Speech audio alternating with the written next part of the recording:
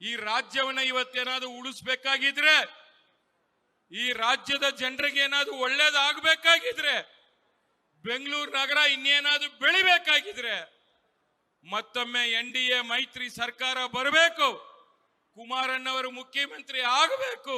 ಇದು ಕೂಡ ಭಗವಂತನ ಆಟ.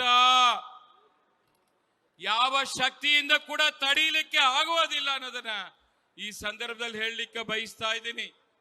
ಆ ಬೆಂಗಳೂರು ನಗರದ ಬ್ಲೂ ಪ್ರಿಂಟ್ ಅಲ್ಲಿ ನಮ್ಮದೇ ಆದಂತ ಕೆಲವು ಕಲ್ಪನೆಗಳಿದೆ, ಕೆಲವು ಕನಸುಗಳಿದೆ.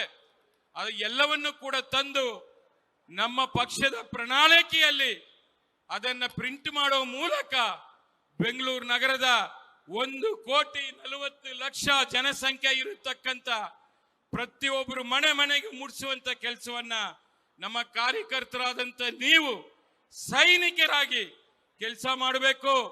ಈ ಯುದ್ಧದಲ್ಲಿ ಒಂದಷ್ಟು ನಾವು ವಾರ್ಡ್ಗಳನ್ನ ಗೆದ್ದು ನಮ್ಮ ಅಭಿವೃದ್ಧಿ ಪರ ಕೆಲಸ ಮಾಡಿ ವಿಜಯಶಾಲರಾಗಿ ಮಾಡಬೇಕು ಅಂತ ಹೇಳಿ ಈ ಸಂದರ್ಭದಲ್ಲಿ ತಮ್ಮಲ್ಲಿ ನಾನು ಕೈ ಜೋಡಿಸಿ ಮನವಿ ಮಾಡ್ತಾ ಇದ್ದೀನಿ.